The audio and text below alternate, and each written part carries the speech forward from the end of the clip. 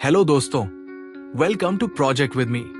आज हम सीखेंगे पोएटिक डिवाइसेस के बारे में, वो खास टूल्स जो पोएट्री को मजेदार, एक्सप्रेसिव और दिलचस्प बनाते हैं। मैं इसे आसान भाषा में समझाऊंगा, साथ ही एग्जाम्पल्स भी दूंगा ताकि आप आराम से समझ सकें। तो चलिए बिना देर किए शुरू करते हैं। एलिटरेशन। एलिटरेशन मतलब एक ही साउंड या लेटर बार बार लाइन की शुरुआत में आना, जैसे She sells seashells by the seashore। यहां S साउंड बार बार आ रहा है, जिससे ये लाइन म्यूजिकल और कैची लगती है। पोएट्री में रिदम लाने के लिए ये बहुत यूजफुल होता है। अब बढ़ते हैं सिमिली की तरफ, जो कंपैरिजन का एक और तरीका है। सिमिली सिमिली होता है जब हम लाइक या एस की मदद से दो चीजों की तुलना करते हैं, जैसे He is brave like a lion। यहां बहादुरी की तुलना शेर से की गई है, जिससे मतलब तुरंत समझ आ जाता है। सिमिली से फीलिंग्स और आइडियाज एक्सप्रेस करना आसान हो जाता है। अब जानते हैं मेटाफोर के बारे में, जो थोड़ा अलग तरीका है कंपैरिजन करने का। मेटाफोर में लाइक या एज नहीं होता, सीधे कहा जाता है कि एक चीज दूसरी चीज है। जैसे the world is a stage. दुनिया को स्टेज कहा गया है, मतलब हम जिंदगी में अलग अलग रोल्स निभाते हैं।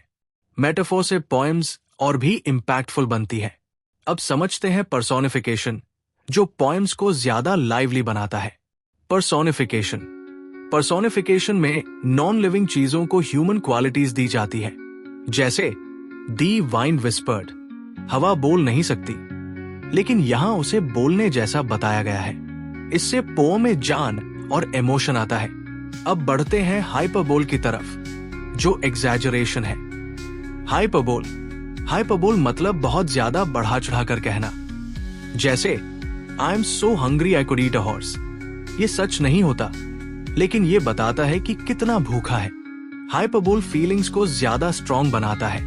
अब जानते हैं ओनोमैटोपिया, जो साउंड्स की नकल करता है। ओनोमैटोपिया ऐसे वर्ड होते हैं जो आवाज की नकल करते हैं, जैसे द बीस बस्ट सुनते ही बीस की आवाज का एहसास होता है।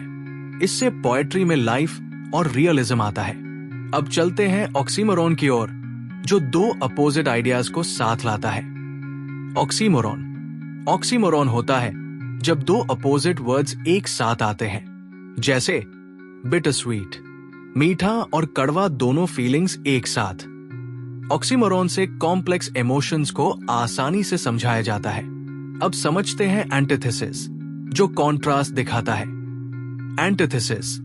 एंटीथेसिस में दो अपोजिट आइडियाज को पास में रखा जाता है ताकि कॉन्ट्रास्ट दिखाई दे, जैसे it was the best of times, it was the worst of times.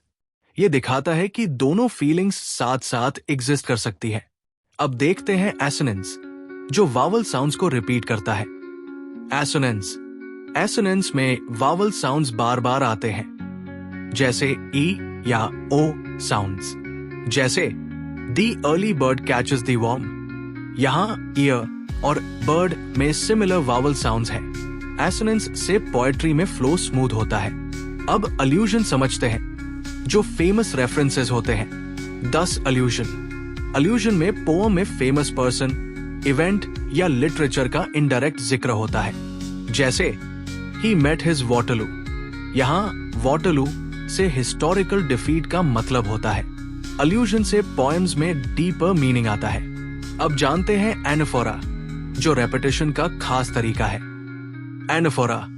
Anaphora में किसी वर्ड या फ्रेज को बार बार रिपीट किया जाता है लाइन के शुरू में, जैसे every day, every night, in every way, I am getting better and better. इससे एम्फसिस बढ़ता है और लाइन याद रखने में आसान हो जाती है।